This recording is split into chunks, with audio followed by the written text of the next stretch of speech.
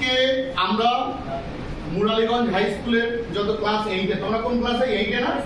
এই B section, এই B সেকশনের স্টুডেন্টদেরকে আজকে একটা জিনিস আমরা খুব ভালো জিনিস পরীক্ষা করাবো, যেটা আপনাদেরও খুব দরকার। বাড়িতে আমরা পনির সবাই খাই, পনির খাই তো? হ্যাঁ, পনির আমরা সবাই খাই, কিন্তু সেই পনিরটা ভালো না খারাপ আমরা কি করে টেস্ট করবো? আমরা তো জানি না।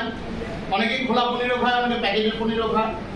তো আমি জাস্ট বলো, তুমি একটু এগিয়ে আসো। এখানে পনির আমরা নিয়ে আসছি আজকে। হ্যাঁ, পনির নিয়ে আসছি। এই যে এটাকে আয়োডিন সলিউশন দিয়ে আমরা টেস্ট করব, দেখবো যে পনিরটা যে নিয়ে আসছে সেই পনিরের কোয়ালিটি কেমন। কোথায় পনির?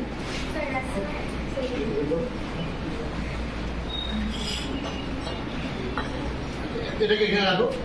তুমি একটু চলে আসো এদিকে, ক্যামেরাটা নিয়ে, আর সবাই দেখতে পারবে না। এখানে ফোকাস করো, দেখা যাচ্ছে এটা বাটিটাকে?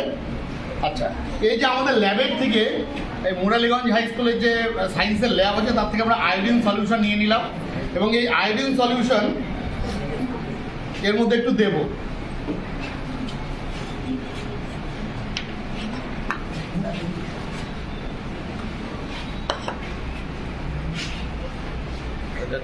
একটা পেন দেখি।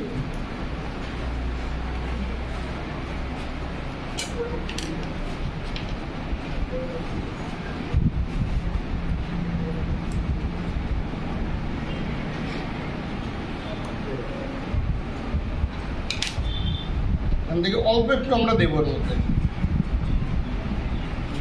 এই দেখুন,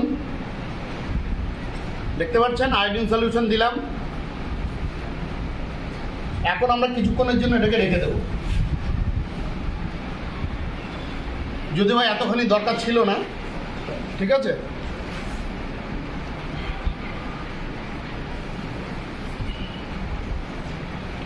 এটার কালার যদি লাল যেমন আছে তেমনই যদি থাকে, তাহলে পনির ভালো।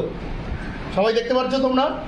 যদি এটার রং চেঞ্জ হয়, কালো হয় বা অন্য টাইপের হয়, তার মানে সেই পনিরের মধ্যে কোনো কিছু অ্যাডাল্টারেন্স মানে ভেজাল মেশানো আছে। তো আমরা কিছুক্ষণ রাখবো। আশা করি এই পনিরটা ঠিকই আছে, কারণ এর মধ্যে কোনো কালার চেঞ্জেস আমরা দেখছি না। ঠিক আছে? এটা কোথার থেকে নিয়ে এসছো তুমি? পাশের দোকান। তো এটা দেখতে পাচ্ছ তোমরা, আয়োডিনের সলিউশনের কালার কিন্তু লাল লাল রঙের থাকে, একই রকম আছে, কোনো চেঞ্জেস হয়নি পনিরটার। ঠিক আছে, আমরা আরেকবার চেঞ্জ করে দিচ্ছি এখান থেকে।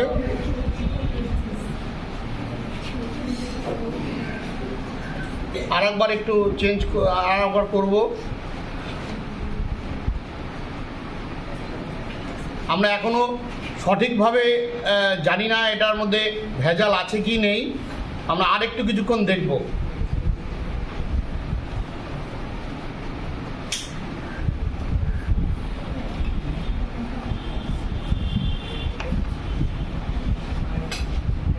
দেখি একটু লাইট দেখে।